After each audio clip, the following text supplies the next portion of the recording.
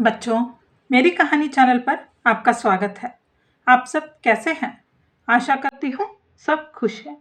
आज की कहानी है मौसम देवता के वंशज बतख। पहले एपिसोड में बहादुर बतख विकी ने अपनी अद्भुत शक्ति से अपनी टोली को बाढ़ से बचाया। एक रहस्यमय हंस ने उसे एक रहस्य बताया कि वह मौसम के देवताओं की वंशज है और उसे अपनी शक्तियों को पहचानने के लिए उनके लोक में बुलाया गया। अब विकी अपनी यात्रा जारी रखती है। विकी हंस के पीछे पीछे उड़ते हुए बादलों के घने परतों में प्रवेश करती है। अचानक आसमान का रंग बदल जाता है। चमकीले सफेद बादल सुनहरे हो जाते हैं और उनके बीच विशाल महल प्रकट होता है। विकी महल को देखकर कहती है, ये जगह ये तो सपनों जैसा है। हंस मुस्कुराते हुए कहता है, ये मौसम के देवताओं का लोक है। यहाँ तुम्हें अपनी असली पहचान और जिम्मेदारियों का पता चलेगा। महल के दरवाजे पर पहुंचते ही कई देवता विक्की को देखने के लिए इकट्ठा हो जाते हैं। कुछ उसकी प्रशंसा करते हैं तो कुछ संदेह भरी नजरों से देखते हैं। महल के अंदर विक्की को मौसम के प्रमुख देवता आकाशराज के सामने पेश किया जाता है। आकाशराज एक विशाल सिंहासन पर बैठे हैं। उनकी आंखों में गहराई और चेहरे पर गंभीरता है।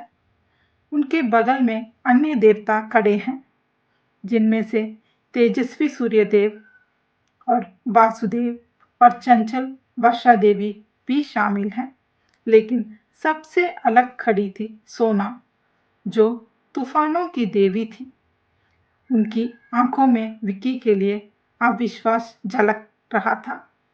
आकाशराज ने कहा, विक्की, तुम्हारा यहाँ स्वागत है। तुम्हारे पूर्वजों ने महान कार्य किए हैं और हमें विश्वास है कि तुम भी उसी परंपरा को निभाओगी। लेकिन ये आसान नहीं होगा। विक्की ने साहस जुटाते हुए कहा, मैं अपनी ताकत और विरासत को समझने के लिए तैयार हूँ। सोना तिरस्कार भरे स्वर में कहती है, तैयार? ये तो एक साधारण बतख है। इसे कैसे यकीन है कि यह किसी बड़ी जिम्मेदारी को निभा सकती है? महल में सन्नाटा छा जाता है।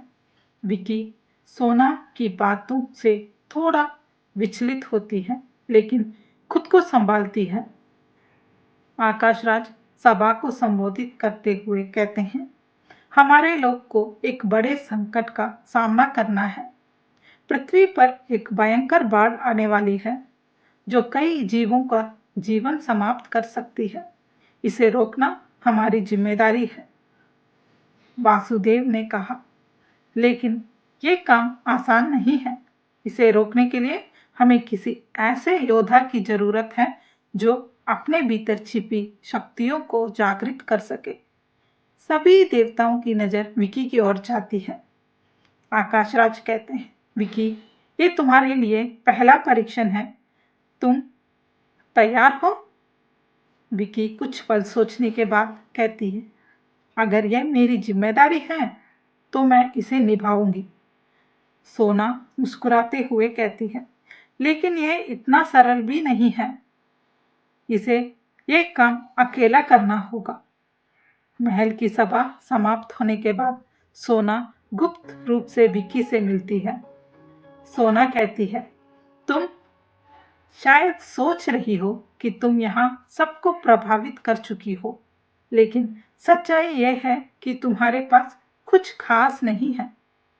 विक्की संदेह में कहता है, तुम ऐसा क्यों कह रही हो? सोना कुटिल हंसी के साथ कहती है, तुमने कभी कोई बड़ा तूफान झेला है? तुमने कभी अपनी शक्ति का असली रूप देखा है? ये काम तुम्हारे बस का नहीं है। सोना की बातों से विक्की के मन में डर और संदेह पैदा होने लगता है। अगले दिन आकाशराज बाढ़ को रोकने के उपाय पर चर्चा करते हैं। सोना अपनी बात रखते हुए कहती है कि विक्की को ये काम अकेला करना चाहिए, ताकि उसकी असली क्षमता का पता चले।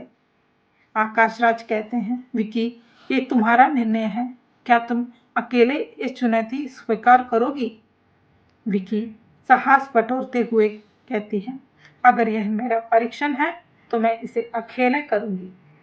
महल में सभी देवता विकी की दृढ़ता से प्रभावित होते हैं, लेकिन सोना की चेहरों पर एक चालाक मुस्कान झलकती है। विकी अकेले ही बाढ़ को रोकने की चुनौती स्वीकार करती है। जैसे ही वह तैयारी करती है, सोना अपने अगले षड्यंत्र की योजना बनाती है। अगले एपिसोड में क्या विकी अपने डर पर काबू पाकर अपनी शक्तियों को पहचान पाएगी? क्या सोना का षड्यंत्र सफल होगा या विकी अपनी सूझबूझ से सबको चौंकाएगी? ठीक है बच्चों, अगली कहानी पर फिर मिलेंगे। तब तक के लिए खुश रहो और खुशी बांटो।